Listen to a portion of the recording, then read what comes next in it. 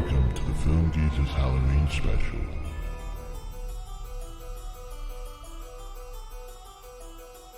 Hello, welcome to the Film Geezers podcast. I'm Robbo. I'm joined as always by Cheeto. Hello. And today we have a special guest, Super Soups. If you'd like to introduce yourself and tell us a little bit about where we can find your stuff. Hello, I'm Soup and I make TikToks at the moment and slowly branching out into YouTube and Twitter and other platforms to sort of get my page out. At the moment I'm making like movie trivias, reviews, edits, stuff like that, just to sort of find other people with the same interest and sort of get a following from that. Yeah, we'll put a link to your TikTok on this episode, so check that out. It's worth looking at. So today, as it's Halloween, we're going to do a Halloween special all about horror films. So first, before I start, I'm just going to do a brief history of horror in film. So kind of horror first became big in the sort of 1920s, and sort of 20s, 30s was the golden era of horror films, and they were mainly based on literature. So like Dracula, Frankenstein, or on kind of traditional stories and superstitions like the Wolfman. Then you had 50s, it was post Second World War, the atomic age, so that's when you had, you know, films like Godzilla, born out of that era, mutations, space, flying saucers, aliens. 60s continued with that, really. That was the kind of the early foundation of the slasher film. Late 60s you had like the zombie films, Night of the Living Dead. First real kind of, I suppose, era for slasher films was the 70s, because that's when we had the Texas Chainsaw Massacre, Halloween, into the 80s with Nightmare on Elm Street and Friday the 13th. But also in the sort of 70s and 80s, that's when we had the occult, that obviously mirrored the interest in the occult in the 80s. So you had The Omen, Amityville Horror, all to do with sort of demonic possession of people and houses, Poltergeist, for example, as well.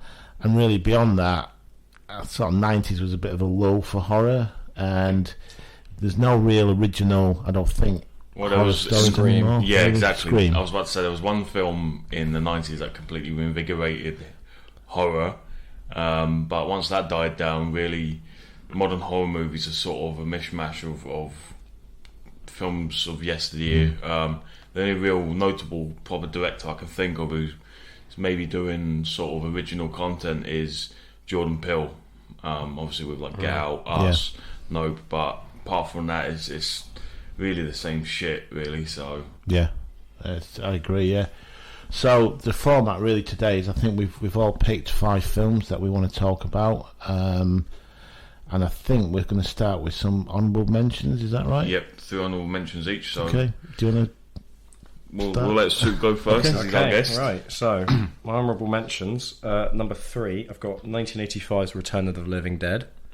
So it's a zombie film that sort of came off of the hype of George Romero's Dawn of the Dead and sort of the zombie films of that age. It's directed by Dan O'Bannon, starring Clu Gulaga, James Karen and Tom Matthews. And have you seen it recently, or? No, I've not seen it. It's one of those ones where I'll get around to doing it, I'll get around to watching it, but no, because I heard it was one of your favourite movies. I just haven't got around to watching it yet. So. I think it's just like one of those movies that I've seen so many times that it's gotten sort of better with age now. Yeah. Like if you watched it for the first time expecting a good zombie film, you'd be sort of bitterly disappointed. But I think it holds up now, especially in sort of practical effects, music, sort of atmosphere. I'd say the only thing that you sort of slip up on nowadays is the acting's a bit. It's like they're meant to be teenagers, but they're in their 30s, so they just sort of. All you need to know is this 80s movie, 80s zombies movie, and you can tell what type of acting it's going to be. But I suppose you don't watch zombie movies for the Oscar-winning acting, do you? So. I mean, I watched it sort of expecting the gore, and that's what we got. It was definitely gory. I know it caught, there's a bit of actual thing about the movie. I know it's very unique as in terms of the zombies can interact and speak, can't they, with the living, which is something you don't really see. They've got IQ in this one, so they sort of they call other people, or like there's a scene where they they've harassed they've killed these paramedics, and they call on the backup. They send more paramedics just so they can sort of eat them. Yeah. But the zombies in that film, they eat brains for a reason. It's not just like George Romero's, where they just sort of shuffle and they just eat everything. They eat it because it's the pain of being dead, which I thought was actually quite good. Yeah. We'll get around to watching it one day. Yeah. Right, your next one then. My next one is Child's Play 2. Yeah. So it's 1990, I believe. Yeah. Directed by Don Mancini, starring Alex Vincent, Christine Elise, and Brad Dourif. It's one of those films I think's better than the original. It's the sequel treatment where it's... there was a word for that, or is it just... I don't know if there's a term for... I've heard some people use it like it's called the Empire, obviously for Empire Strikes Back, but yeah, I agree. It's probably one of the movies that's better than its prequel sort of thing. Yeah. I just think it sort of builds on everything that Child's Play built up, sort of the lore and whatnot, and then also, I mean, you can't talk about Child's Play 2 without the last sort of act of the movie. Yeah. It's one of the best in slashes. That's what made it make the list, I think, or the honourable mentions. That setting in the toy factory is sort of probably one of the most iconic in definitely the series, but horror as a whole. If you think of that, if you thought of an ending of a film, I'd think that would be up there. Yeah, I completely agree. So I do my next one. My last one. Yeah. My last one is Friday the 13th Part 6, which is it's 1986, I believe. I might as well speak it with you because that's one of my honourable mentions as well. Of course, Friday the 13th is a film franchise that's not going to win sort of any Oscars, is it? But obviously Halloween, I always describe it as Halloween opened the door, Friday the 13th kicked the hinges off, sort of basically, what's his name? The creator of Friday the 13th. Sean S. Cunningham. Yeah, he basically saw what John Carpenter did with Halloween. He was like, "Well, we're going to do that." And Friday the 13th is sort of it heightened the gore and everything and whatnot. And then, of course, you had 5 movies of lore before this. It's safe to say it kind of... I think this is the one that doesn't take itself seriously. No, exactly. Which is why it's the best. It's almost a bit of a comedy as well, isn't it? You know, and it's also people praise Wes Craven in the 90s for being meta, but this film did it before anyone else, really. Yeah, in a high-profile movie. This one is different. I think out of how many are there? Is there 13, 12? Out of all 12 films, I think it's the only one that's not got nudity in it. Which is a bit of a weird one. Usually they've got to have the staple kill of like... What is that? Well, Friday the 13th, if you're having sex then you're going to get killed, basically. Yeah. But no, I generally think it's really good. And this is my favourite. Tom Matthews is my favourite Tommy as well. It just seems like he's just pissed off and he's at his wit's end with Jason. And plus, this is the first film with zombie Jason as well, where he has supernatural powers and whatnot, and he's just an absolute beast in this. But yeah, the main thing I take away from this, because it was hard, because it was either part 4 or part 6. Part 4 is also considered one of the best. It's much more darker. Ted White's a really good Jason, but just the fact that it is meta and it did it like a decade before Wes Craven attempted it, you just got... I think that was sort of the original Scream. If that come out, if Scream had come out before, then you'd be saying that it's copying it. But yeah, they're quite meta in the sort of how they have fourth wall breaks and just comedy in a slasher film and all that. And the characters are kind of smart in it as well. Yeah. They know that they're in a horror film. What's nice as well is they actually like sort of they have some sort of transparency which you can't say in most other Friday the 13th movies. Like Part 7 is terrible with characters, but I fully agree. I think it's probably the best one. Obviously Home Depot Jason, isn't it? Yeah, that's the best one with the utility belt. And the gloves. So, Robbo, do you want to go into your honourable mentions now? So my first one is it's a British horror film from 2002 called Dog Soldiers. Yeah. Don't know if you've seen that. No. So it's a kind of modern werewolf film. written and directed by Neil Marshall, starring Sean Pertwee, and it's essentially it's about a group of soldiers who were dropped into Scotland on manoeuvres against a group of SAS, and they realise that they're being used as bait to lure in these werewolves, because that's what the SAS there is, to either capture or kill them. They find the SAS soldiers all murdered or killed. Sorry, they manage to make their way to a farmhouse and realise that the farmhouse is actually owned by this group of werewolves, or the family actually live there are the actual werewolves. And so it's just it's an interesting take on the whole werewolf thing, and it's worth watching if you get a chance to.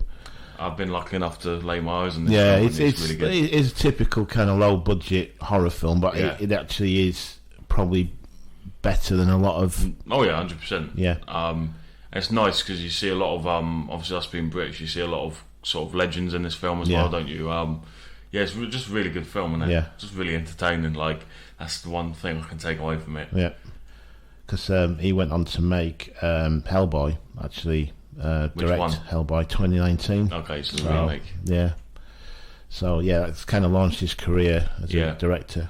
Good pick. Yeah. Next one is, I love the original Universal horror films, so it's very difficult to pick one, but I want to go for Bride of Frankenstein. Okay, yeah.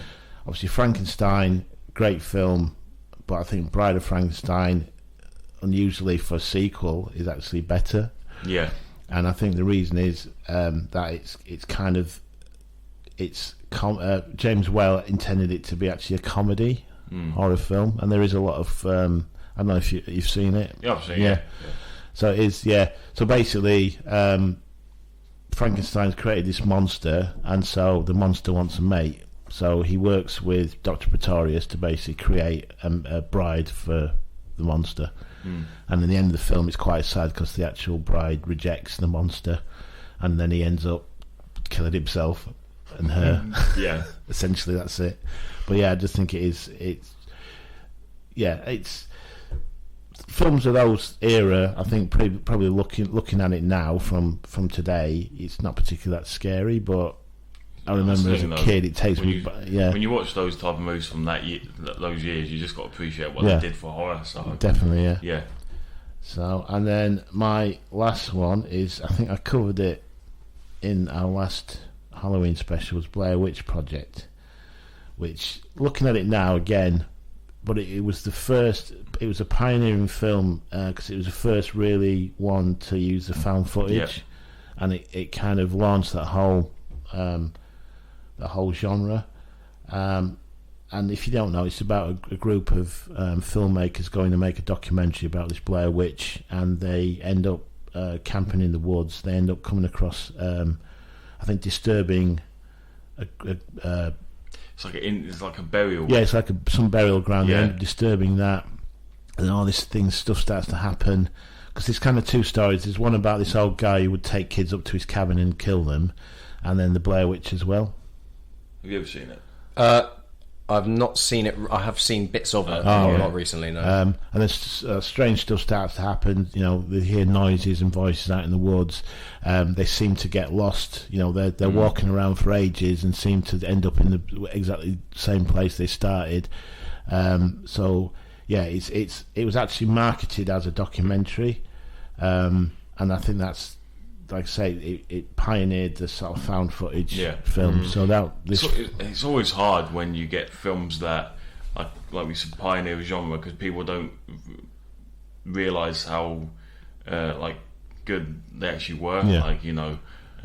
People are it's been done to death, but this was the film that really did start off the found footage. As a low budget film, what was it? It was made for between $200,000 and $500,000 and made $248 million. Yeah. So you can't deny that. Yeah. I think as well, the fact that loads of people didn't actually know if it was real or not, sort of it helped. Because it was first really to use the internet for marketing as well. They set up a website, and it was marketed as like a missing person kind of documentary. Well, it's very clever marketing. Yeah, it is. Exactly. Yeah. I can just say that this film scared the fuck out of me when I was younger. Yeah. Because when I was little, I thought it was real. Like they don't use big budget film cameras, do they? It's just like a shitty little digital camera. Yeah. I'm guessing this is why Paranormal Activity became a thing. Yeah, because of And this. obviously there's no big actors in it. They were all unknowns as well, which again is used to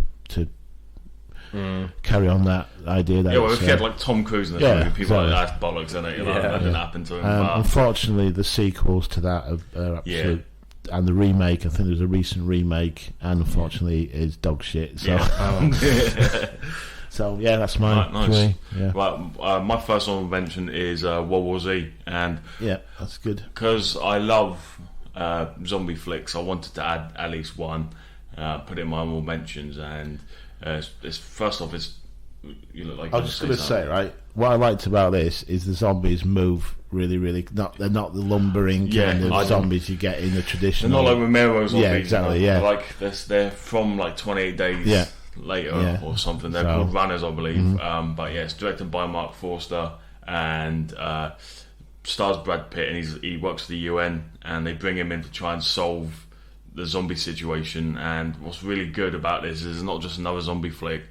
They sort of change it a bit, and it's actually the zombies need a healthy host, so they don't go after anyone with sort of cancer or anything like that.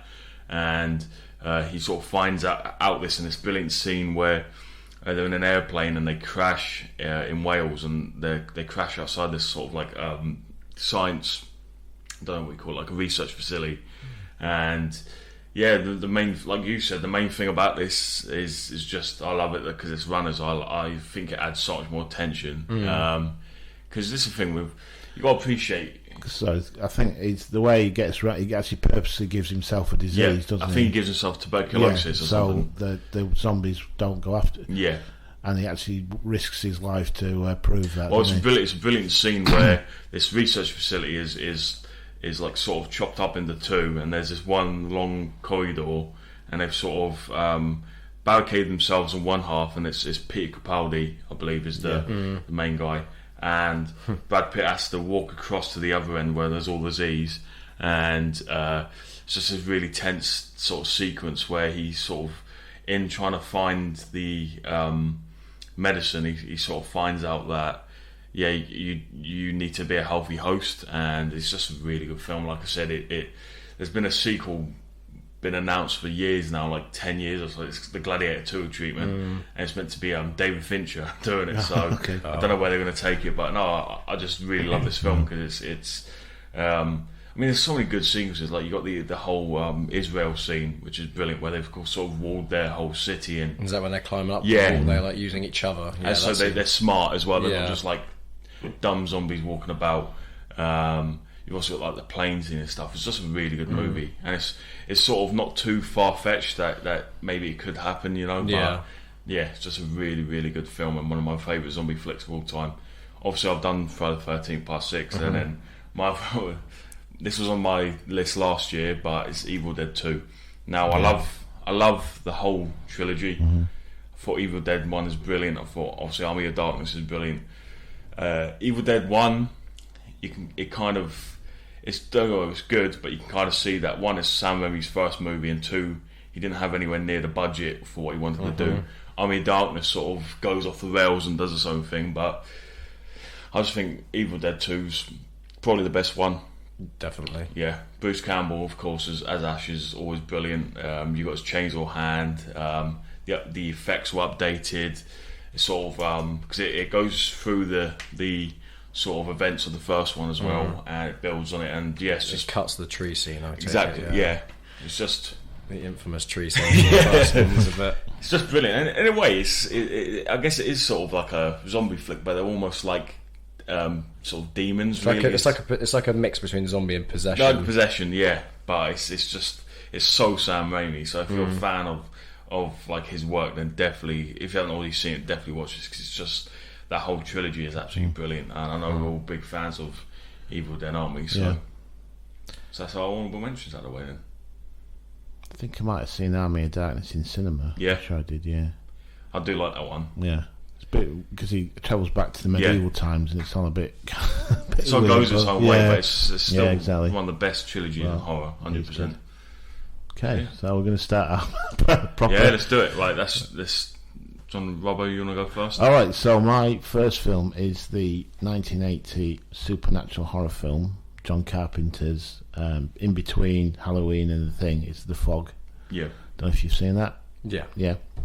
So essentially, it's set in this place called Antonio Bay in Northern California. They're about to celebrate their centenary, and the film opens with this old man telling ghost stories around this campfire. And one of these stories is how 100 years ago, coincidentally, a ship was wrecked off the coast. They supposedly mistook a bonfire for a lighthouse. Then sort of strange stuff starts to happen. This fog starts to come in. The town priest, Father Malone, discovers his grandfather's diary in the church, and it reveals that actually in 1880 the 6 founding fathers of Antonio Bay, including Malone's grandfather, deliberately sank the ship because it was carrying lepers, and they didn't want them to found a leper colony close by.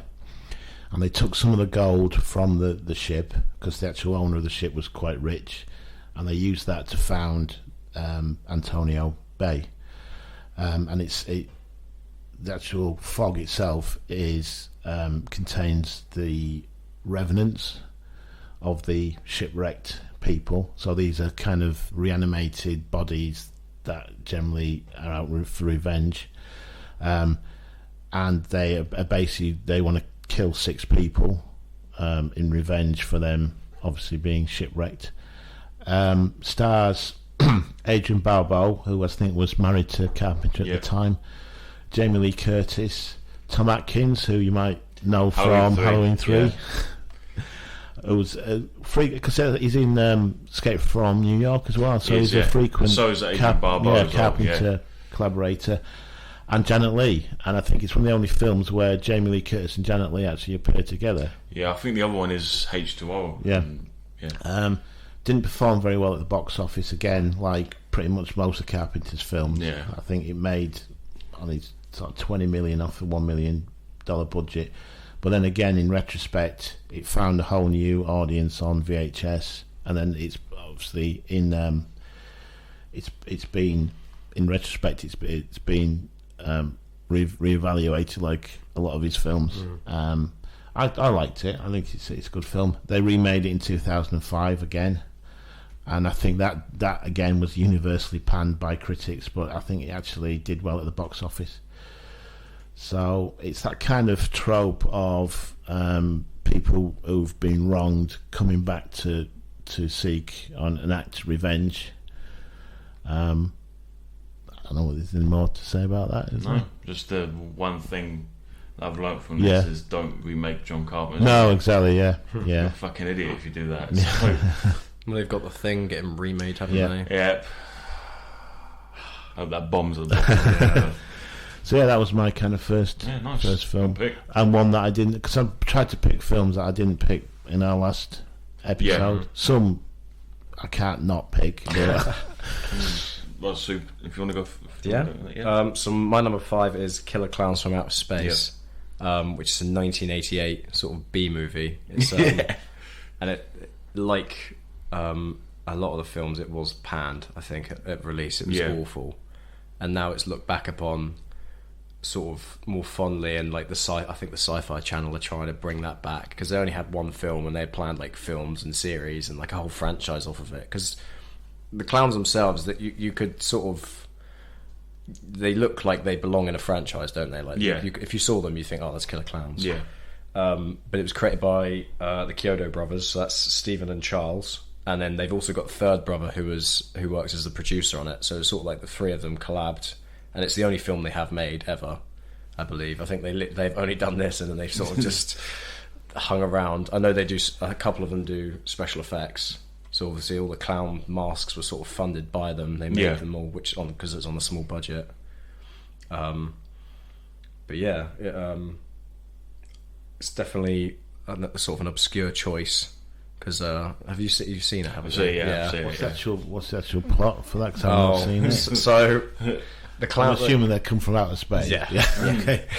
So that they sort of like, clowns are in big top tents, aren't they? So that's their spaceship. They've planted themselves on the planet, and it's said that they go to different planets every now and again to harvest, so they can sort of like repopulate themselves. 'Cause the way they sort of do that is they have cotton candy guns. And they shoot people, and it turns them into the big sort of spars. Oh, right, and then okay. they put like this really long, spinny straws in it, and they sort of like drink the nutrients. But they keep women, which is a really creepy sort of. Like, they keep the women to turn into female clowns, but Right, the okay. men are just nutrients. And it's so dumb because it's what you expect. They've got guns that launch popcorn. Yeah. They've got like balloon dogs that scent people down and ray guns and all that. But they've got one glaring weakness, which is their nose. If you pop their nose somehow like a balloon, then they blow up. Yeah. But yeah, the plot is they sort of they invade this town. Because when we went to Florida once, we went to Universal Yeah. Halloween Horror Nights, and one of the houses was Well, killer clowns. I dragged us all And, into it. Yeah, I didn't know. Obviously, not seen the film. Didn't know. Didn't know what the fuck was going on. So, I was just loving it. You know? It's like a trip. yeah. No, it's like you've taken speed. But, I mean, clowns are creepy anyway. Yeah. So, but Well, this thing, when I first watched it, because I've seen it a couple of times, I just think it's really charming. Like, because 100% the filmmakers didn't expect it to have the legion of fans it does. They just made it as like a little You can tell place of B movie, and like I said, it's got loads of fans now, doesn't it? And It's got quite a big following. I think obviously the big following is the reason why it was at Universal. Yeah. And obviously they thought much of it to do that. yeah, but no, I think it's just so entertaining. I think it's really good. I think movie. it is making a comeback Yeah. slowly. They've got that sort of video game, haven't they, that's coming out? Yeah. And then I think that's going to push them to... Now we just need a sequel. Because now. the Sci-Fi Channel want to make a TV show from it. And Okay. at the moment, they're the ones that are producing the Chucky Yeah. TV show, which is doing well. So I think they're just going to go off that. I just think what you can do with modern special effects and stuff. Yeah, but it's got to be special effects. If they CGI those clowns... it'll be no, I generally that's a good pick because I Yeah. really like that film. It's just charming and whatnot. So my first film, I think you have it on yours, Sue, is Scream. Yep, that's my So, yeah. number 3. So just a little bit of background is it was first thought up by a little known writer at the time. I don't think he was known at all anyway in Hollywood, called Kevin Williamson, and basically he saw he wrote it in the 90s, early 90s, and he up to that point, then you had the legendary horror movies of past decades, and sort of the 90s was sort of a letdown when you compare it to the other decades. You had like Jason Goes to Hell, you had like all the shitty Halloween movies, so sort of the only real horror movies that were being made were sort of franchise movies, but they weren't doing anywhere near as good as they used to be. There was no real proper like sort of like unique horror coming out. They were just being released for name. Yeah, exactly that. And Ken Williamson thought, okay, I'm gonna write a movie, and he's like, right, he had in his mind when he was writing it, I'm gonna write a movie that I'd want to go and see. Think of that what you will, because I know some directors or writers write films for what they want to see, and some write for what they think people want to see. But no, Kevin Williams was like, right, I want to write a movie that I want to see in cinema, and he went around various film studios. Eventually, got picked up, and then obviously they brought in legendary filmmaker Wes Craven, who's he's done loads of movies. He's done like Swamp Thing. He's done Freddy Krueger's his, isn't it? Yeah, Nightmare on Elm Street. But I mean, what better director did you get in for a horror movie than him? And once again, it's a slasher movie, but it's unlike slasher movies up to that point. It sort of had a deeper. I don't know what you say, like a deeper plot. Like it wasn't just some random guy going around killing people. It's sort of like a whodunit as well. Yeah, isn't it? It's one that you make guesses at the beginning because everyone's sort of suspicious. Yeah, exactly. And it's sort of like anyone can be the killer at any point. I won't give spoilers because like people have got to see this movie, but like couple little cool things about it was that the actual character of Sydney, Drew Barrymore, was obviously cast originally, and it was actually her idea to Wes Craven about her being killed off in the first act or first scene. because it would sort of set the film up. Because she's on all the posters, isn't she? She's Yeah. the face on the screen poster. So everyone went in thinking they'd see like an hour and a half of Drew Barrymore, and to kill her off. I think that was probably one of the boldest things they did. It was bold, but it was brilliant because it works. Yeah. Because it just, like I said, it properly sets the movie up. But I just think it's so, at the time it was so fresh and so unique, and it's like Blair Witch Project. It sort of inspired movies after. You got like the Unknown we did last summer and whatnot. You got even like a legacy franchise like Halloween, like H2O, has that feel of Scream to it, and like I said, I just think it was a huge movie at the time. Like, it made tons at the box office, and you can see why. It was just I think one horror film that definitely sort of played off it was Bride of Chucky. Yeah, well, it's 100%. sort of the same feeling of those sort of movies of Scream. But like another big thing was like they Craven completely cast like up and comers. Like, you had like Neve Campbell, Skeet Ulrich, and all of them lot, and it's just such, like I said, I don't want to give too much away. Courtney Cox, exactly, yeah. I don't want to give too much away because you have to watch it yourself. But it's just for what this did for the slasher genre, because it was a slasher genre that was properly sort of dead until this film came along, and it completely rejuvenated it. And I think when a film completely rejuvenates a dying genre, then it's got to be on top somewhere. But it's just, I mean, Ghostface is one of the most iconic killers of all time as well. Yeah, and obviously it was inspired on true events. I believe it was the Woodsboro murders that happened in the early 90s. So it's got some sort of truth to that as well. But yeah, it's just a brilliant slasher movie, and it's one of the best slasher movies of all time, isn't it? So, is there anything else you want to add to that? Or no. Embarrassingly, I've never seen it. Have you not? No. Oh my god, that's like. So I'm gonna have to go and. It's generally one of the best slashers I've made. Okay. You can skip 2 and 3 are alright. I think it starts to slope, and then this year they did the Scream 5, but it was just called Scream, and I thought that was sort of more of the original, which is quite good. So I just forgot to mention that. I know there's going to be people pissed at me, but it had obviously David Arquette and Matthew Lillard. I thought I had to. Oh yeah, Matthew Lillard. He's a legend. So pre Scooby Doo. Yeah, but no, Dad, completely watch it because it's brilliant. Cool. Oh, yours. Oh my god, is it okay?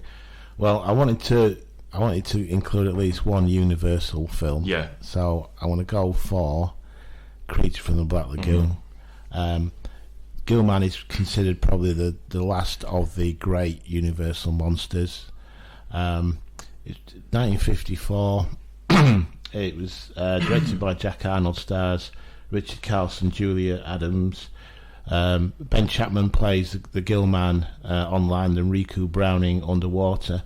It was originally filmed in 3D and released in 3D, but because 3D kind of peaked in mid 1953 and it was on its way out in 54, most audiences saw it as a flat 2D, but it was actually released later on in I think it was 75 back in 3D in cinemas. So I don't know exactly what it looks like in 3D. I don't know if it's any adds to the Probably film. I don't 3D, know mate. exactly. I don't know. It's about a geological expedition in the Amazon looking for a skeleton of a creature that will provide a direct link between land and sea animals. So it's like a missing link between, because obviously all on Earth, all life started in the sea and then migrated onto land, and this is a direct link between that. Not only do they find a fossil, they also find a living Gilman. And then it reverts to that kind of classic monster film. They try and leave the lagoon, but they find the monsters blocked the entrance. So it's kind of that theme where you've got a group of people trapped and can't leave with a monster, and that's common themes to a lot of horror films. And obviously, then they have to deal with the monster themselves. Initially, they want to try and capture it, but then they have to realise that they have to kill it. There's a female scientist, as always, that gets abducted by the creature and has to be rescued. Again, another common theme of horror films. But yeah, what I love about this film is it's still, when I watch it now, it still stands up, I think. But also, it's not just that; it's the legacy that it's got. That it actually inspired other filmmakers. Yeah. Steven Spielberg directly cites this film as an inspiration for Jaws. There's a scene in this where Julia Adams is swimming, and that's very reminiscent of the opening scene from Jaws with Chrissy Watkins. Just the cinematography and everything about some of the shots, the underwater shots, etc., and even some of the music is very similar. There was an attempt to remake it in the 80s. John Landis was going to remake it, but he wanted to remake it as a 3D film off the back of like Jaws 3D, but the studio weren't particularly interested in that. John Carpenter was really interested in remaking it, even to the point that I think it was Rick Baker had actually done some mock-ups of the creature. But after the failure of Memoirs of an Invisible Man, it got kind of cancelled and shelved. What a shit film that was as well, yeah. But then you look at Guillermo del Toro, he was a massive fan of this film. Shape of Water, yep. The creature in that is essentially the Gillman. So that's my sort of take from that is its legacy as well, and I think it still stands up today. And I just love those old Universal films. Nice. I think even Peter Jackson was interested, but he went off to work on King Kong. So a lot of influence there for. Right, nice, very nice pick. Yeah. Anything else you'd like to add, or you? No, that's okay. I think, yeah. Right, Soup, if you want to do your next one. I think my next one. Oh, sorry, I was going to say that because obviously there was an attempt to relaunch the whole Universal Monsters thing in this kind of dark universe. Dark universe, yeah. And unfortunately, it was going to start off with they attempted it with a Wolfman in 2010. Benicio del Toro, and that didn't really take off. The Invisible Man recently as well was going to be, and then The Mummy with Tom Cruise that was going to kickstart. And then when that failed, I think they kind of abandoned that idea. Oh, apparently though, there's still. There's Nick Cage is going to be in a film Renfield, which is a Dracula film. Yeah, and I think that's and part of the dark universe. Also, as there's well. going to be another dark universe film coming out. Yeah. I believe it's a Wolfman film, and it's going to star Ryan Gosling. Yeah, I've heard that as well. So the Dark Universe is they're still trying to get it going, kicking it off. Yeah. But I think I've said before, I would have loved to have seen Carpenter's I would have as well. Creature from the Black Lagoon. I think it would have made that one of the best horror movies ever. But okay, Soup. My next pick, I think you must have it on your list. It's Halloween. Yeah, I do. Good. 1978. John Carpenter again. I think it's probably one of the best films I've seen outside of the genre. I'd say it's like the example film. If I was to introduce someone to horror, I'd have to show them Halloween. Yeah, just to sort of get them into it. Yeah, I 100% agree. I think that if sort of, I know people sometimes say that Psycho was the first slasher, and whether you believe it or not, this is fully definitively the first sort of slasher movie. And like anyone says, okay, give me 10 movies of 10 different genres of each of the best, then I'd give them this movie because it just is the best. And I think it comes really from simplicity and execution as well. Like John knows how to work with so little and execute it to a T. If we just go through the sort of the plot of the movie, it starts off with 6-year-old Michael Myers in October 31st, Halloween 1963, in Haddonfield, Illinois. Kills his older sister. Then can I just talk about the opening sequence there? Yeah, if you want to go ahead, chip in. It's meant to be one continuous tracking shot, but the actual cameras they were using, Panasonics, they could only film 5 minutes at a time. There's 2 cuts in that first sequence. One where he puts his mask on. And then 2. The second one, I think, is I'm trying to think. I can't. Yeah, I can't remember which. It's really smartly done, so you can't. But tell. It does seem like a continuous tracking shot of young Michael. Yeah. Just adding to that as well, it was the first use, I believe, of the the industrial Steadicam as well. So that's why it's very steady and it allowed to sort of do those continuous shots. But yeah, getting back onto the plot, once Michael kills his older sister, he gets sent to a sort of like a sanatorium sort of thing, and 15 years later, while his doctor Sam Loomis, played by Donald Pleasance, is going to transfer him, he breaks out, returns home, and then starts stalking a load of babysitters. And I don't want to give too much away, but that's sort of the general plot. Now, if we talk about Halloween, I mean, you first got to start off with Michael Myers, the actual killer himself. I mean, what a lightning in a bottle sort of moment, because you look to horror movies up to that point, they'd always been like monster flicks. You had like King Kong, you had like Godzilla, Creature from Black Lagoon, and John Carpenter basically went, right, we're going to do a monster flick, but it's going to star a man. Yeah. And I think already that sort of adds a different dynamic to it. I think what we didn't sort of mention is that he wears a mask. I was Oh, sorry. No, it's my film. Oh, sorry. Okay. But I think it's mine actually. so I'm taking over. You can. Well, I know the. At the moment, I'm currently working on a video about the mask. Okay, yeah. Because that was sort of even more of like a lightning in the bottle. That was like they didn't have the budget to make a custom mask for Michael Myers, so it's I think it's Tom Wallace is the guy who does sort of the effects on that. He bought a clown mask and he bought William Shatner as Captain Kirk, and they tried it with the clown and they said it just looked a bit off, and then what they did was they sort of modified the mask, so they cut the eyes open to make it look less human, teased the hair out, sprayed everything white, and it's sort of meant to be like the uncanny valley, like it looks human but it's not, and you can't see the eyes through. It's almost humanoid, isn't it? Yeah. And I think the white as well adds to it, because you can sort of add anything you want onto that sort of blank canvas as well. That's what I was trying to say, is the fact that wearing a mask, he's not just a human, he's a faceless killer. Yeah. You don't see any emotion, it's just completely blank. First and foremost as well, like we're talking like Michael Myers as a human. As weird as it sounds, he's very much not. He's like I know when he first escapes, Loomis call him the devil. He said the evil's gone. Yeah. The evil has gone. He doesn't even so refer to him as a evil. man. Yeah. He just said the evil is gone, and he's going around town telling people how evil he is. It's like the embodiment of it. Yeah, exactly. He's like a vessel for evil. Yeah. So you got the whole blackest eyes, devil's eyes speech, which is brilliant.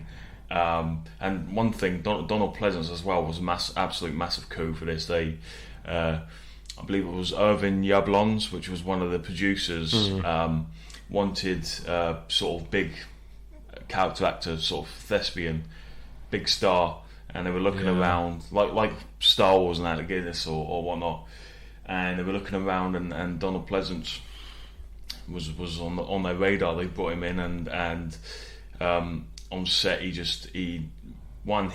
sort of knew everyone's line as it was, and I think he only filmed for a couple of days, and he already done his scenes like perfectly and stuff. But another big thing is it was Jamie Lee Curtis's debut, and obviously she's the son of Tony Curtis and Janet Leigh, which sort of helped get the job almost, and she's sort of the first.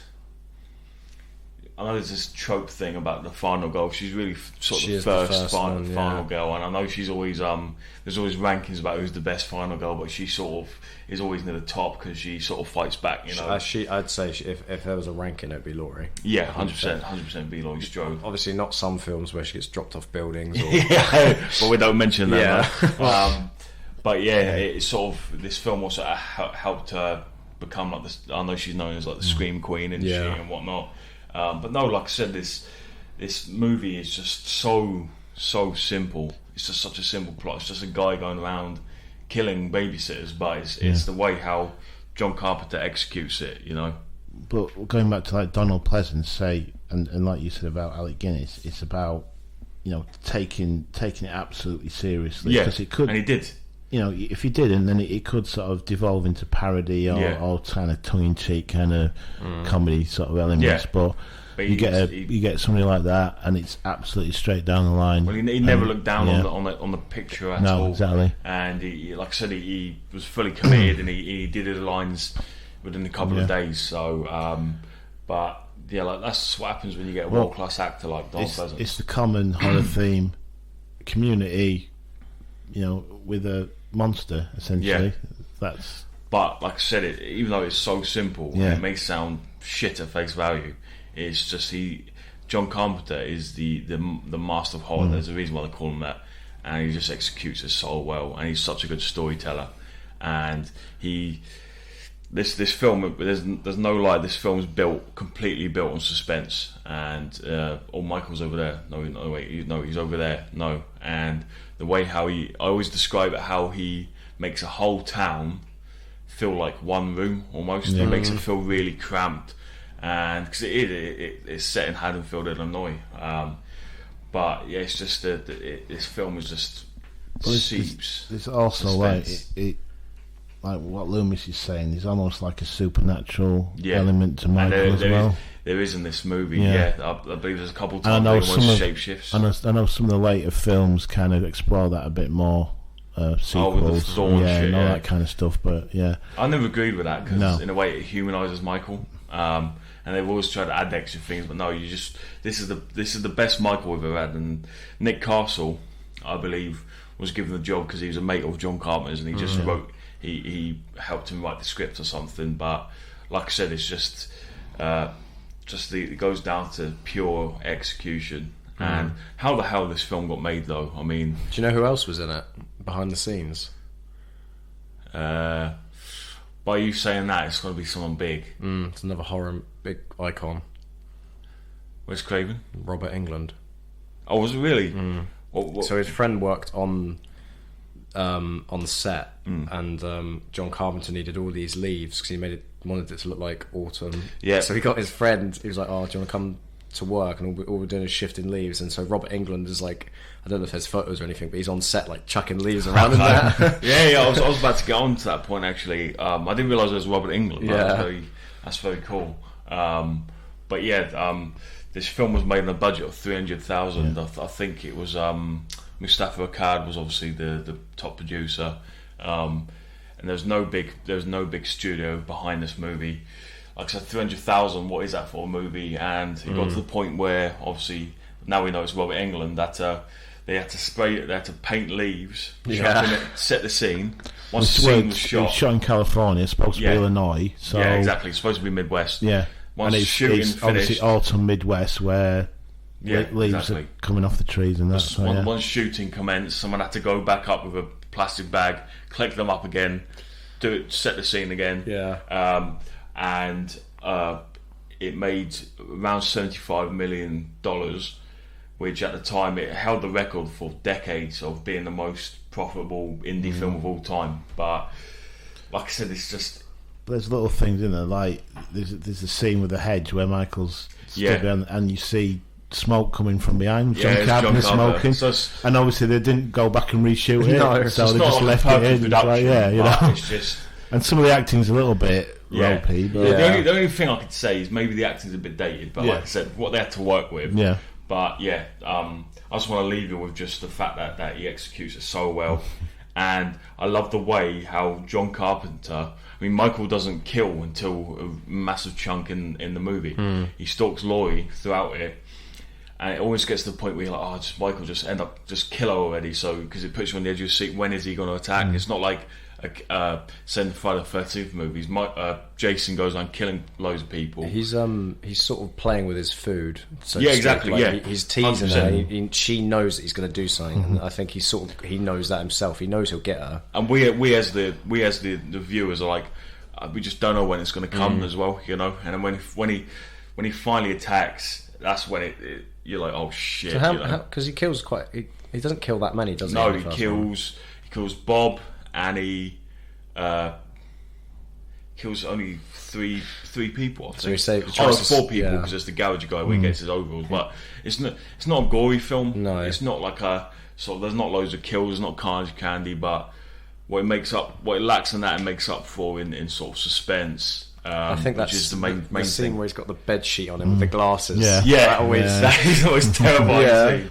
But it once again it completely started a whole genre in its own right, and it's just a shame that Friday the 13th happened, because in the sequel they kind of had to throw out some of the things that made Halloween 1 so special, like, and add in loads of gore and stuff. But no, this will always be the ultimate slasher film. There'll never be anything better. Then nothing. They've will tried never remaking be it. Yeah, exactly. What, twice now, technically, with Rob Zombie, and then obviously 2018. Yeah, I think 2018 was the one that got closest to being. I as think good. 2018 was good, but like I said, it just went downhill. The simplicity and sort of the lightning and the bottleness of this movie. There'll never ever be another slash movie to even come close to Halloween. So I mean, we could go on about this for hours, couldn't we? This film, but A little bit of trivia there. When Laurie's babysitting, the film they're watching is the original 1950s original thing. thing. Yeah. And in Halloween Ends, they're watching Carpenter's The Thing. So that's just a little quite cool. so play on. you've probably been lobbying for that to make the thing for a while. I think he was obviously a big fan of that. Yeah. But yeah, no, it was just. I'm yet to watch Halloween Ends, and I'm not looking. Yeah. But no, I'll just leave you with it's an absolute masterpiece, one of the best movies ever made, and it's just the quintessential slasher movie. So yeah. Okay. So is that yours as well? Where was that Yeah. on your list? Was that number 1 or?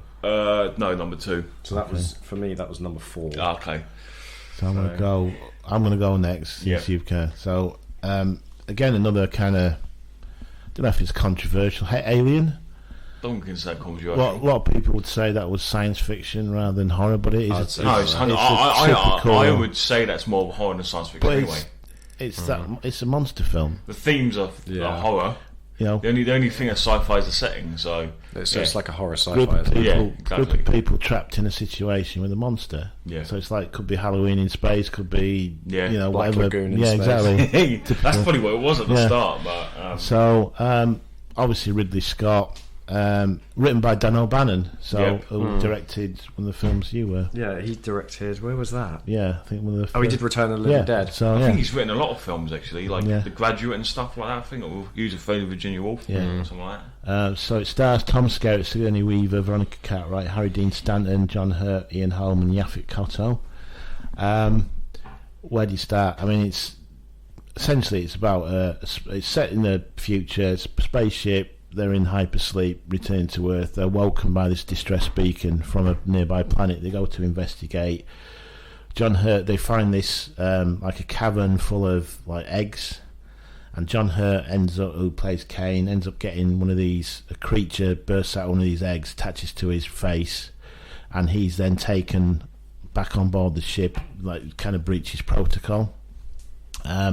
Eventually, the thing drops off his face. He kind of regains consciousness, and they're eating a meal before going back into hypersleep.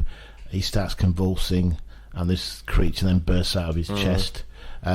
So obviously the thing attached to his face has laid something inside him, and this little alien, which is probably no more bigger than Salt shake or something like that. takes off and then starts to grow exponentially huge. And then obviously the crew then have to deal with it, and it's that kind of monster film. Yeah. It's a creature that bleeds acid. It's been on a spaceship as well. There's obviously lots of places for it to hide, so it's that suspense as well. Is it in the shadows? Yeah. There's lots of jump scares involving the cat and that kind of thing. What's kind of was groundbreaking for this film was the fact that it had a female protagonist in Ripley, played by Sigourney Weaver. Like I said, in previous horror films, the female was always the one that was It's like the damsel in distress. and was always saved by the man, the main protagonist. This reversed that, and I think again for maybe not nowadays, but for late 70s, that was I think a huge thing. Well, think as about it. Obviously, when we talked about Scream, it was about the Drew Barrymore thing. Well, people probably went into this and maybe thought, Tom Skerritt is going to be the final guy, or John Hurt, and then it ended up being obviously Sigourney Weaver as Ripley. So it was a big deal at the time, wasn't it? I think that scene with John Hurt as well is probably one of the most iconic in cinema. When you talk about great movie moments, it's one of the most iconic of all time, isn't it? Well, apparently Scott didn't tell the rest of the No, cast, I and saw so something. they basically Yeah. went in to film it, and so their reactions are actually genuine. I Yeah. think her obviously was the only one they said, Yeah. make this come out. Yeah, but yeah, that is probably like one of the top 10 scenes of ever. I Yeah, think, in just film. movie history alone. Being a Scott film, and it's just beautifully shot. Yeah. It shows his background in TV advertising, like a lot of his films. And I think I think he'd only ever made one film before this, which was The Duelists. Yeah. Which was completely different. That was set during the Napoleonic Wars. We and never was about, thought it would be a Ridley Scott film. 2 cavalry officers having duels over 18 years, and then he goes into doing this. But that's kind of what he's quite eclectic in his choice of films, I think. Yeah. Obviously spawned sequels, crossovers with Alien versus Predator. But I think, for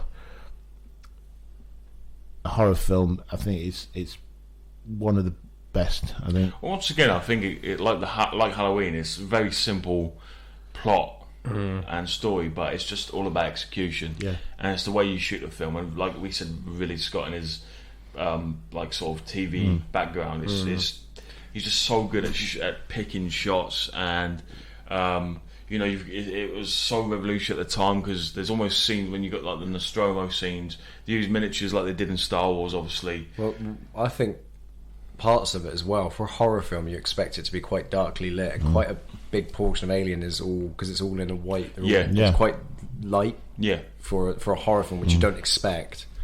I think especially with that chest bursting scene, they're in that white room, all the lights are on, so you're not expecting anything, and then that happens. 100%. And like we said about the whole most iconic scenes in movie history, that's got to be up there. But I know they say you're either an Alien fan or you're Aliens fan. Aliens, obviously, James Cameron, much more action orientated, or you're an Alien fan, Ridley Scott, with the cramped hallways and just the suspense. And that's what this film really is. It's if you replace Michael Myers or Xenomorph, it's basically Halloween in space.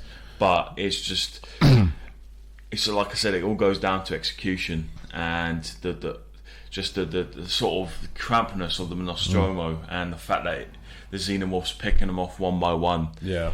And you do have like at the time you do have a female sort of lead. It just the stars aligned for this movie, didn't it? It just all just made so much sense. And for the time, if this movie came out now, everyone, this is shit. We've seen it a million times before, but like the visuals alone, I can't imagine going to see this movie when it came out in '79. Like I said, it's almost Star Wars. Coming off level of Star effects. Wars, yeah.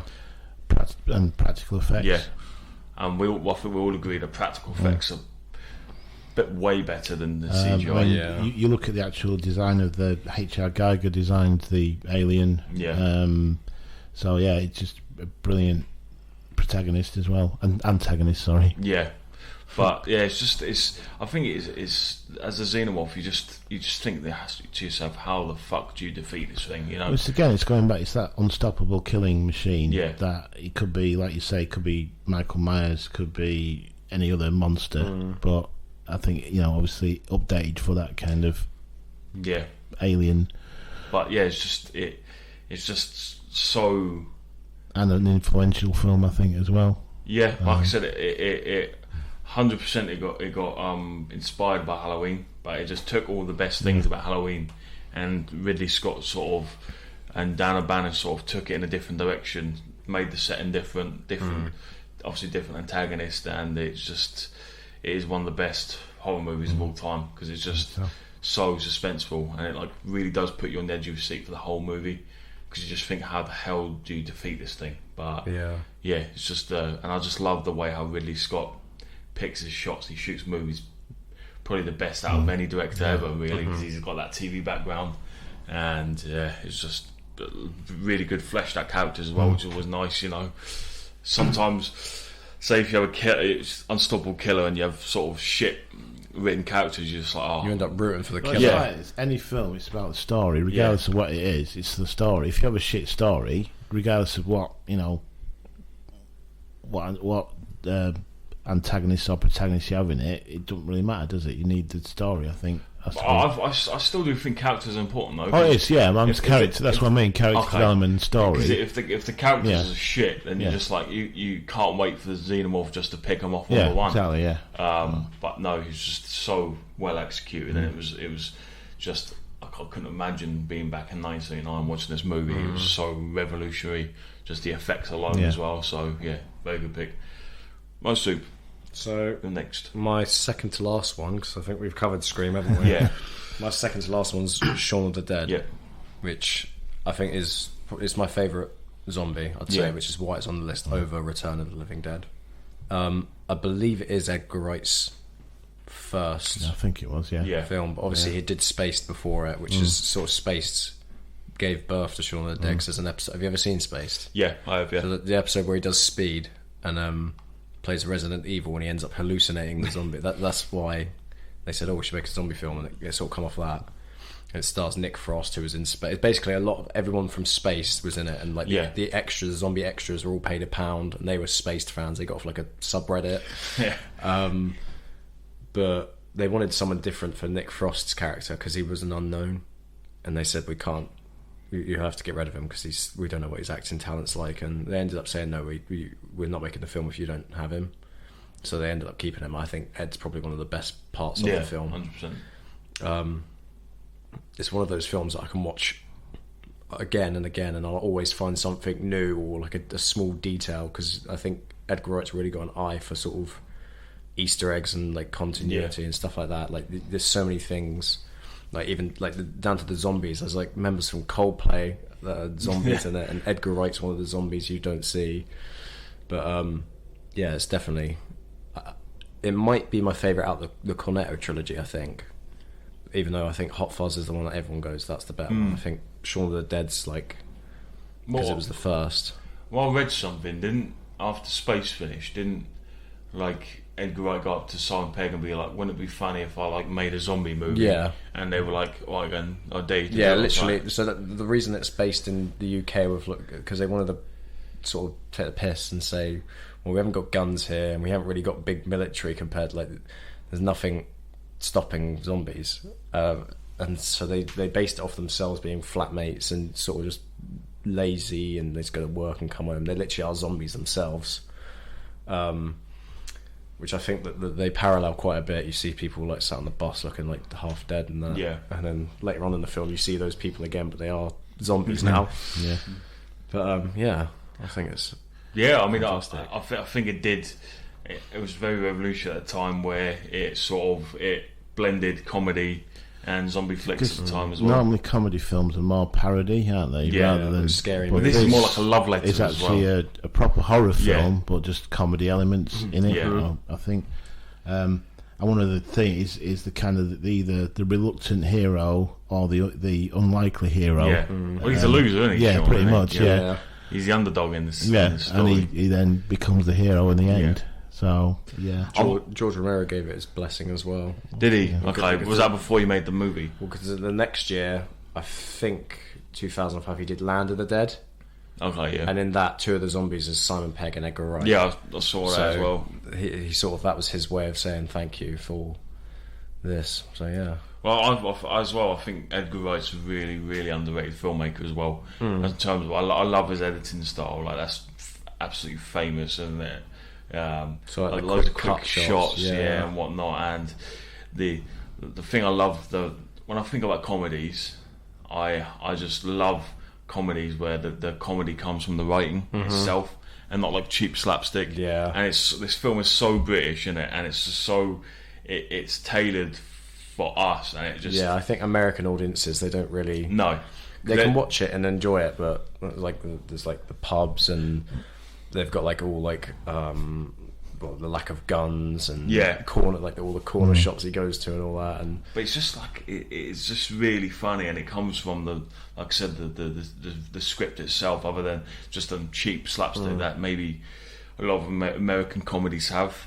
It's got quite a good cast as well, with like Bill Nighy, Penelope Wilton, Matt Lucas is in it, Martin Freeman as well. But no, it's I actually think it's one of the best zombie movies ever made. Yeah. Just is. It's just so different to the like. I don't think there's ever been one like it, or there will be one like it in the future. I think it's just unique. Well, he was the guy who was like, right, I'm going to blend comedy with a zombie movie. And it's all got romance as well. Like some people say it's a rom-com. It's not a rom-com, but I'd say it's a horror comedy with sort of romantic elements. Well, yeah, there's a relationship in the middle of it, isn't there? Between like him and his ex, and then also him and his mum. And it's actually got quite some sad sort of moments in it, especially. He obviously has to kill his own mum and whatnot. Spoilers. It's been out 18 years.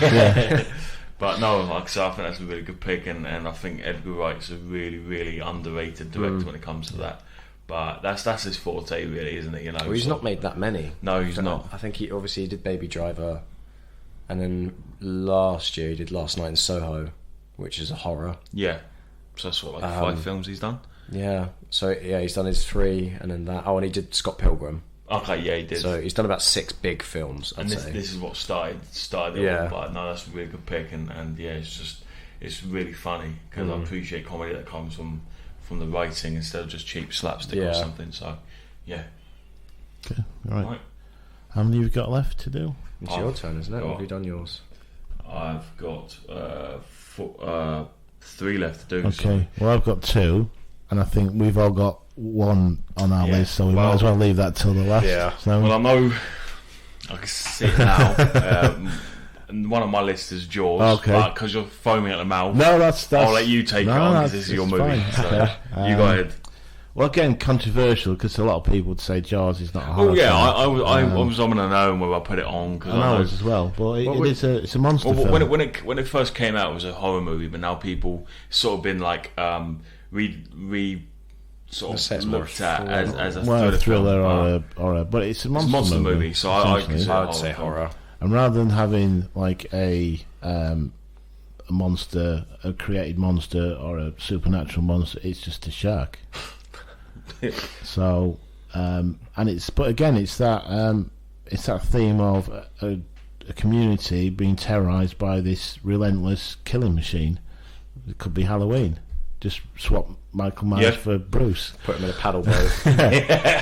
So if you haven't seen Jaws, where have you been? It's basically a great white shark stakes its claim off of Amity Island, starts killing people. The police chief Brody, played by Roy Scheider, he has to not only deal with that, but also the mayor, played by Murray Hamilton, who wants to keep the beaches open because Amity relies on the summer basically for their financial life, economics, and it's coming up to July the 4th, their biggest day of the year, and it's only after an incident that directly involves Brody's son that Hamilton agrees. Mayor Vaughan, agrees to hire Quint, played by the great Robert Shaw, to go and kill the shark. So it's kind of a two parts. The first part is the killings and everything, and then the second part is actual. But it's 2 very defined parts, isn't it? It is.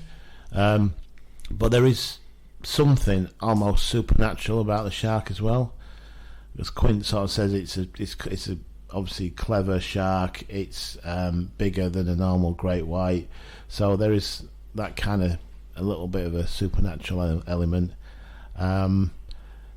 What more can you say about it? Yeah, it's one of those movies like we can just everyone knows it, don't they? You know, it was such a huge movie and it means so much to everyone. Like, what more can we add to it? And again, it's I think its influence on just that whole genre of film. I mean, you had films that came after it, Orca, which was about a killer whale, Grizzly Bear. So you have all these other films that come after it, but none, and obviously 3 sequels, should I say, that none of them had Spielberg's involvement in or Bence's involvement. But I think, I mean, for what it did for horror as well, but for what it did for movies as well, you know, it's the first summer blockbuster. It was the biggest grossing film before Star Wars of all time, till Star Wars came along. I think the making of the film is probably just as interesting as the actual film itself. The fact that they hired a guy called Robert Matty. He created the octopus for 20,000 Leagues Under the Sea. He built this shark, and everything functioned well back in the tank at Universal, but as soon as they took it and put it in the Atlantic Ocean, it didn't work. Saltwater, wasn't it? Yeah. So Spielberg kind of had to. He's under pressure because I think there was something to do with the. I think it was was it the Writers Guild or something? Yeah, or it was something like that. Yeah. So they're under time constraints to get this film finished, and it just delays kept happening. So he kind of had to improvise. So there's a lot more scenes that should have actually involved the shark, but didn't. So the opening scene with Chrissy Watkins, you have to kind of intimate the sharks there. The scene with the barrels, that was all invented just to try to so the shark's there, but you can't see it. But that actually adds to the suspense of the film because it's this kind of unknown killer, I think. And I think if you saw the shark more, then it might detract from the film as well. And there's the scene where the guys are fishing with a roast, and it pulls the pier into the water, and then it turns around and it's following the guy back. I mean, that is suspenseful as well. And I think had you seen the shark there, it might have detracted from the film. I fully agree. Like I said, we've been lucky enough to see this film once and twice, and every time I went out, last time in 3D as well. So. Yeah, with recline as well. But no, every time I left the cinema, I just kept thinking to myself, how the fuck did this film get made, let alone a film this good, you know? There's just so many different things that went wrong, and it was almost like, I'm not a spiritual person at all, like, I don't believe this, but I can see why some people believe it's like there's a reason why all these things went wrong, and it kind of fell into place, like it's almost like a Frankenstein's monster sort of full of mistakes and whatnot, and it just gelled together to make an absolute masterpiece. Again, it's easy for it to kind of fall into parody and comedy, but they all play it absolutely straight. I mean I think the greatest scenes is the Indianapolis speech. Yeah. Which, you know, there's lots of folklore around who wrote it, whether Shaw wrote it or Gottlieb. I like to believe it's Shaw. But it's just a brilliant acting by, I think, the three main. I mean, it's cool as well because you got sort of the bigger movie star Roy Scheider, you got the up and coming Richard Dreyfuss, and then you got the proper. I think he was an Oscar winner before Jaws. Richard Dreyfuss, I think he had won an Oscar. Was it 77? Yeah. No, I think it was after. After, was it? Okay. After, yeah, but it wasn't many years after. No. Then obviously you got Robert Shaw as the character actor, and they are three main characters, and they're just so different, and they just have such good chemistry together as well. And obviously the relationship between Dreyfuss and Shaw is well documented, that they didn't like each other, and there's actually a stage play called The Shark is Broken that deals with that off kind of set stuff that was going on as well. But yeah, that's just the legacy of Jaws. It's my favourite film of all time, I think. Favourite horror, favourite thriller, whatever you want to call it. But it's weird because like all these movies we've just had on our list have all been so simple. Yeah. But like I said, it's all about execution. Yeah. And I mean, the actual production itself wasn't executed well, and that's why this film is such an anomaly because how the hell it got made is just. I've only seen the original. Yeah. But do the sequels ever live up to it, or the sequels? No. 2's not bad. 3, they did just, it was 3D, and they got rid of Brody, and it's centred on his two sons. Dennis Quaid, and it's set in like a marine theme park in Florida. Okay. And then Jaws 4, Jaws of Revenge. Don't talk about Jaws 4. Michael Caine in it. This is his direct quote. I've never seen the film. I've only seen the house that it built, and that's all he said about it. He couldn't. He won an Oscar for Hannah and Her Sisters. Couldn't pick it up because he was filming this film. And it's possibly. We did a podcast. It's one of the worst films ever made. It's well known to be one of the worst films, but no matter how many sequels you make, you'll never get better than this movie. I just thought of another franchise that probably came off of that. Is the Piranha franchise? Yeah.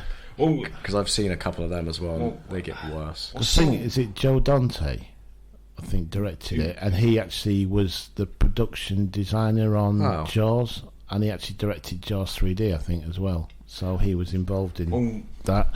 Another brilliant thing about this movie is that there's a whole modern sort of fear that people have about going in the water and sharks. You know, we hear about all these things about you're going to get killed by a shark, even though it's very rare, but it all spawned from this movie as well. So it sort of spawns like a fear. I think quite a lot of horrors like killer clowns obviously spawn more colorophobia, Yeah. the fear of them, and Yeah. I'm guessing there's people that are scared of men in masks because there's got to be like the fear of unknown. Yeah, it was But I mean, Joe Dante directed Piranha, and I think he actually directed. I'm sure he directed Jaws 3 as well. Yeah, Jaws. What year's Piranha? Is that 1978. Oh, So yeah, it's probably a direct influence from Jaws. the Jaws cinematic universe. Well, yeah, like just coming back to the phobia, the fact that this movie was able to make it a modern phobia for so many different people just shows how influential it was. And it was Spielberg's second movie. His first movie was called Duel, and That kind of explored similar themes. it's It's about basically about a salesman. He is involved in with a truck drive, Yeah. a truck, and this basically truck then follows him around, There's tries this to run him off huge, the road massive and truck. stuff. But you never see the truck driver. No. So it's this kind of Like this, Christine. Yeah, yeah, So so like it's- similar things. yeah. to pretty much. Jaws. So, but yeah, no, like I Oh, said, sorry. Jaws 3D was directed by John Alves, so wasn't. who the Oh, fuck okay. that is? But he actually worked on Jaws 2, so that's how I got confused there. So But yeah, no, before people write in and say stuff, so, it's just absolute masterpiece of a movie, and I think it fucking up loads of times helped this movie, because you think if everything in the production went correct, how different this movie would have been. But yeah. And it's just crazy to think about things like that. But yeah, I think people are more scared of what they don't see and what they can't see than what they do. well, it goes back to that Halloween thing as Yeah, well. exactly. You don't see Michael kill or whatnot, so because it kind of takes away from the character. Yeah. The sort of aura and the sort of I don't know, like spontaneity of them. Like, you don't know what they're gonna do next. Yeah. But yeah, no, very good pick. Okay. Right, I think you guys have one each left, Yeah, haven't you? I do. I've got one on my list, and I think everyone's got Yeah, I it. think I've it's got how- two left, so Okay, you I'll go say for mine it. quickly. Yeah, It's alright. 1960s Psycho. Okay. Yeah. Yeah. And once again, it's sort of, is it a horror, is it a thriller? But Rolling Stone says it's a horror, so fuck you to anyone who disagrees. It's an Alfred Hitchcock film, probably his magnum opus, really. And it stars people like Janet Leigh, Vera Miles, John Balsam. Yeah. Martin Yeah, Balsam. Martin Balsam, Yeah. that's it, yeah. And obviously Anthony Perkins. Anthony Perkins as Norman And Bates. directed by Hitchcock, obviously. That's what I said at the Did you? start. Sorry. All right. You need to listen more. Sorry. And basically, it's about a sort of. He's almost like a. I can't even describe Norman Bates. He's like a loser. Almost, He's a mother's isn't boy, isn't he? he? Yeah, he's a mummy's boy. He runs this sort of derelict sort of motel off the old highway. Janet Leigh's character, she steals. She works at a realtor, and she steals some money that she was going to deposit. $50,000. Yeah. And she steals the money she was going to deposit, and she's going to go start a new life. She's going down the motorway, raining, decides to stop off, and it just happens to be at Bates Motel. And I don't know how much I should give away. I really Well, I don't. don't think if you haven't seen it in 60 years, That's fine. then Fair I enough. think 66 you're years. not gonna, you're not gonna. So she gets killed. Obviously, the once again, like the sort of chest burst scene, one of the most iconic scenes in movie It's history. like going back to Scream, where they kill off the main, Yeah, the main star of the film. but the fact that gets they killed off. did it 36 Yeah. years before was amazing. So yeah, like Robbo said, that Janet Leigh plays what we thought would have been the main character, and she gets killed off halfway through, and then it's her boyfriend and sister, played by Vera Miles. But once she's killed off, like I said, the boyfriend and the sister go in, and with Martin Balsam, they go and it was Detective Arbogast. Yep, that's right. Yeah, Try and go go around Bates Motel and just to see what's happened to her, and I think that's sort of everything covered in the plot, yeah, I isn't think it? so. Yeah, But I just think this once again, I know I keep on saying it's just so simple. Yeah. It's just so simple, and But that introduced kind of that. Was it the first film to introduce this idea of a serial killer? yeah, Kind of the it was. mentally disturbed. That's why. killer. That's why people say it's the first slasher. I mean, it's based on a book by Robert Bloch. Yep. And he based his character on Ed Gein, who was a serial killer of that era. And like I say, I think it was the first film to really sort of explore those themes Yeah. as well. Has it ever been remade? Or Yes, Yeah, they did. Gus Van Sant did a shot-for-shot remake of it, starring Vince Vaughn. That's Norman Bates. God. But Anne Hesh, was it? yeah, Anne Hesh. Yeah, but it was 1998, Yeah. and it was a shot for shot, same dialogue. and everything. Exactly. The only difference Yeah. between this movie and the original is in the scene when he's looking at her through the shower, he starts wanking it. So in That Hitchcock's in the new spinning one. in his grave. Was it panned or was it like? Yeah. Oh yeah, it yeah, was. I Well, think, yeah. well, that's the thing. I watched it. And I enjoyed it because it's basically psycho. But I was like, there was no need for this to be made. No. And it didn't have the sort of Hitchcock sort of charm to it. Did it have different score in that? I'm guessing as but well. no, it's the same score. Bernard Herman. Herman, score, which adds Yeah, so much one to of the most the iconic scores of all time. But like I said, it's just such a simple plot, but it almost goes into like the human psyche as well. Because obviously, Norman's sort of his motive for doing it is his mother passed away, but she killed his father because he cheated on her, I believe, and she was very protective of her son. And once she died, he didn't know how to live with himself, so he sort of decided to become his mother himself. So it gets explained at the end, but so you got one half Norman, one half is his mother, and then eventually over time his mother completely takes over. And obviously in the scenes when he kills, that's because he starts lusting after Marion, doesn't he? Yeah. And that's when his mother takes over him, and he sort of he then kills on the famous shower scene. Because that's the thing, I love how Hitchcock sort of hides the killer as well. Like maybe nowadays, because we're used to that sort of smart writing, we can understand like maybe that what he's setting up. But at the time, I mean, you wouldn't have a clue until the end, would you? It's like an Easter egg, I'd assume, but it's in Halloween. Sam Loomis is named after Sam Loomis from the hardware store. Sam Loomis, the boyfriend. Yeah, he was it. Didn't he was in debt, wasn't he? Sam Loomis, working at a hardware store, Marion's lover, and the idea was that she stole the money so she could pay off his debt, so they could be together. I think that was the whole idea. But again, I think this film, its influence on just the whole horror genre, or the whole genre that is apparent, because it's obviously influenced so many other films as well. And it's been like parodied and paid homage to and so many things. Well, the shower scenes even been in The Simpsons. The shower scene's been in like Shrek. It's in like one of the Halloween episodes. It's so obscure. Chocolate sauce. Yeah.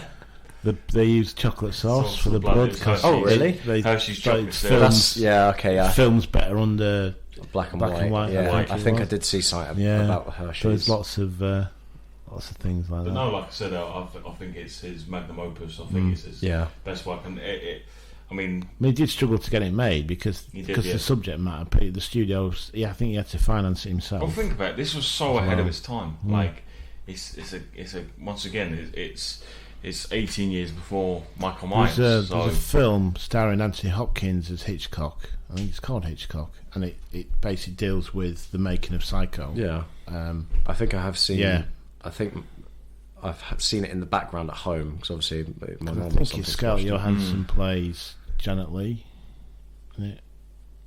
Yeah, so it's worth watching that just for the background stuff for that.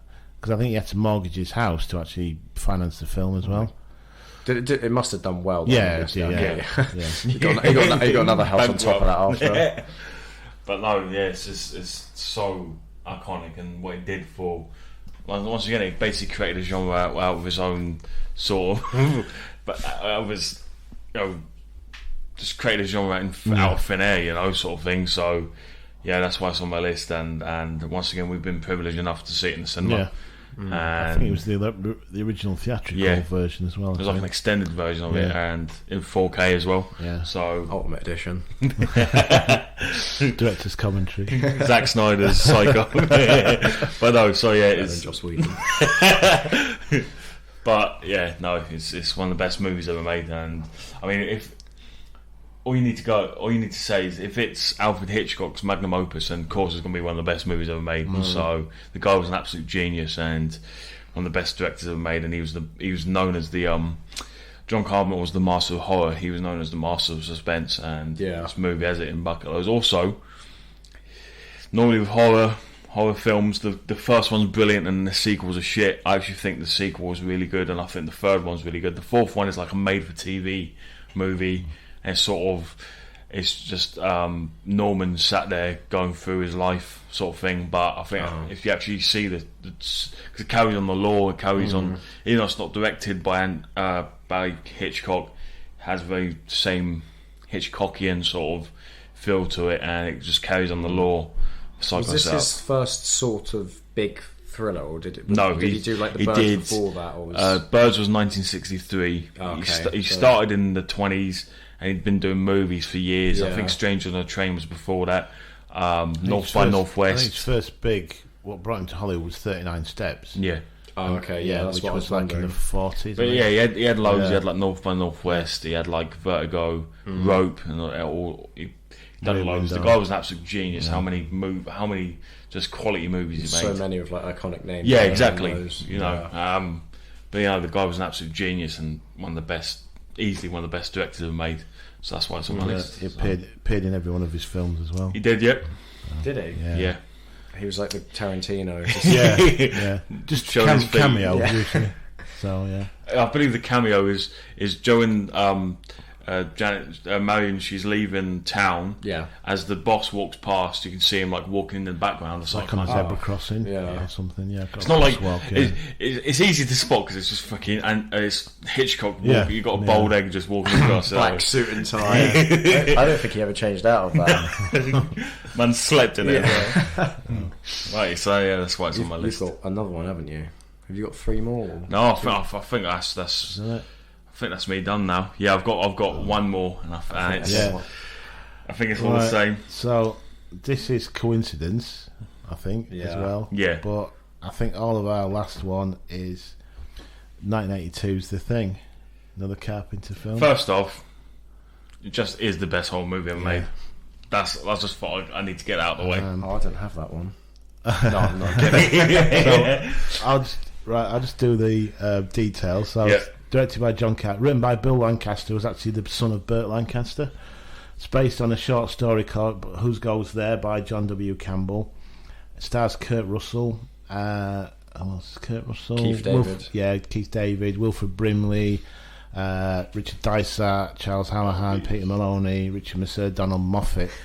And although it's seen as a remake of the 50s one, it's technically a sequel. Yeah, it is. Because in the 50s one, what happens is a UFO lands in the Antarctic. They actually go out and they destroy the UFO whilst trying to get it out of the ice, and then they discover this alien frozen a block of ice, which they accidentally thaw out. So in this version of it, that's already happened. Yeah, and you see the block of ice as well, don't you? Exactly. And it's this. It's based in Antarctic Research Station, American Antarctic Research Station, but it was actually the Norwegians who found the thing, thawed it out. So the film actually opens with this helicopter basically chasing this sled dog, trying to shoot it, and this dog runs into this American Antarctic Research camp. They accidentally shoot one of the scientists there, and the Norwegian, I think it's Gary who's the head of he's in charge. Yeah. He shoots one of the Norwegians, and the other one accidentally blows up the helicopter. And it turns out that this sled dog isn't a dog after all. It's only described as the thing. And unlike the 50s one, in the 50s one, it's an actual alien. In this one, it's more close to the actual book, where it's just a thing, isn't it? Yeah, What the fuck is it? It invades you at molecular level and can basically replicate you, completely take you over, It's like an assimilation. Yeah. essentially. So you look exactly, and so that adds to the paranoia and the suspense, is because you don't know which one is who is the thing and who isn't. And obviously Kurt Russell, he plays helicopter pilot McCready. He's the main protagonist there, and he comes up with a test to determine which one, and that in itself is because what they take blood samples from each one, and he thinks because each little part of the thing is a separate entity, that if you what he does is basically heats up wire and puts it in the blood, and he thinks it's going to react. And he goes through, and the first three you think, oh, this isn't going to work. It gets to the fourth one, I think it is, and it reacts. And it's brilliant. Palmer's blood. Yeah. And it was the only one that he didn't really like focus on. He was like he was sort of elsewhere, and it actually he was too busy focusing on like Child's windows. So that is kind of a jump scare there as well. But then it's Wilford Brimley plays one of the scientists. He gets a bit paranoid, goes a bit crazy, smashes up the communications room, because goes the notes as well. He realises that they can't ever let the thing escape, because it will, I think, take over the world within a couple of weeks or something. So it's a brilliant film. The end of it, essentially, the camp's been destroyed. There's two of them left. That's McCready and Childs. You don't know if they're. You don't know.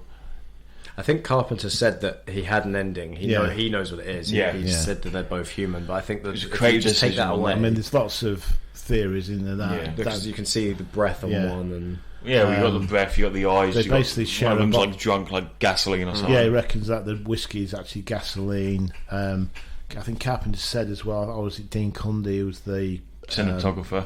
That it's something to do with the eyes that you can tell. Like there's no reflection or something. By taking away the scene, it adds to You know, can you imagine if he put that ending in? Like, it would never just leave you. It creates discussion, doesn't exactly. it? You know, everyone can have their own different theories about it and whatnot, and it just such good. The thing you said about Wilford Brimley is probably one of my favourite shots in the film when when they've locked him in that room, and it's just you can see his head through the noose. Like, when you're letting me out. Diabetes. I think that's just such a funny. Rob Bottin created the creature effects, again, all practical effects. And I think even that stands up today. You can watch. Has not aged at all, and that's why Hollywood needs to use actual practical effects. The chest bursting scene. 100%. Like, not the alien one, obviously, but when it takes Copper's arms off. One of the best jump scares in history. As well. You're expecting him to sort of resuscitate. I forgot who it is. Is it Norris? Yeah, Norris. He's going to bring him back, and then his chest opens up, and then I think they used an amputee, like a stunt double for that bit. I think that scene after, obviously, the main thing that comes out of Norris is like the big. I think that's the most iconic looking one. 100%. Well, just once again, like we've said it with every single film, this film is so simple again, and once again, John Carpenter just knows how to take these simple premises and execute them just so well. I mean, it's if you split it down or like break it down, it is just it's a monster, but you could also do it as like it's like an imposter film. Where you don't know, it is Among Us, the movie. you don't know who it is. It's a whodunit. Yeah. But it's not like a who done it once. It's like everyone could be it. Yeah, that's not. I mean, one right. So you got it's in Antarctica. It's in a research facility in the middle of nowhere. One that creates isolation, and it makes you have that sense of paranoia. And throughout, as more people are being picked off, everyone could be the thing, and no one could be the thing as well. It's a monster film, but there's no defined monster because anybody could be the monster. Yeah, exactly. And what's great as well is just as the film goes on, each characters break down even more. They get more paranoid, and they actually start sort of arguing and sort of infighting. Yeah, exactly. And it just adds to the overall paranoia. Like, oh fuck! What's going to happen? You know, it's another layer to it, isn't it? Yeah, exactly. There's a scene in there where they abandon McCready outside because they think he's the thing, and and that's kind of the paranoia that it builds. The scene where he's like holding them off with the stick of dynamite. Yeah. Which was actually real dynamite, and they didn't realise. amazingly, this was absolutely panned. Yeah. It didn't do anything. But at the box absolutely office. overshadowed by E.T. I believe, yeah. It was described as one critic as the worst film ever made. And I think because it came out in 82, like you say, I mean, you've got films like Blade Runner came out at the same time. Yeah, I think Blade Runner was the same day. Yeah. And I think it's because E.T. offered more like an optimistic view of the world. And it's a kids' movie as well. Yeah. Kids go mental for their movies. But this no is kids like, seeing the thing, are they? I think America was in the middle of a recession at the time, so people looking for a bit more optimism rather than sort of nihilistic views of the future. Yeah. But it found a whole new audience on home video, and it's since been reevaluated as one of the best science fiction horror films ever made. And I think that's no, it's one of the best. It's on my top 5. It's one of the best movies ever made. Just is. Did spawn a sequel in 2011, which was a prequel in 2011, which again didn't do very well. That's, I think, down to the CG. Yeah, I think if they had practical effects, it still wouldn't be as good. But I don't know whether they were hoping to maybe franchise the thing and make a whole load of films about it or whatever. I don't know. Well, I heard they plan on doing a sequel. I think it's a remake of the 82. Yeah. But they've not said anyone. They've not said a director. They've not said if. It's going to be Blumhouse, isn't it? I think it's Blumhouse. Production, Blumhouse at the moment. Their main focus is the Five Nights at Freddy's horror movie. So I think they're trying to tackle that. That's 8 years in development hell. I think John Carpenter came out and said that initially he was going to be involved in the remake, but then he said he wasn't. Yeah. Well, this Blumhouse was going to be David Gordon Green again. Yeah. Because Halloween Ends was so brilliant, wasn't it? I just think they're going to... I don't think practical is going to be a thing. No. Unless they get a director... If they got like a director like, I don't know, for example, James Mangold, who cares heavily about the original source materials. No. Especially with indie.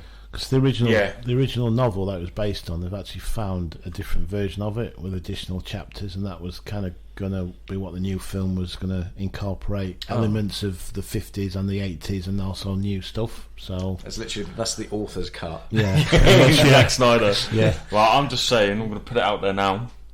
Sam Raimi's The Thing. Yeah. Oh my. Yeah. Sam Raimi would be perfect for this film.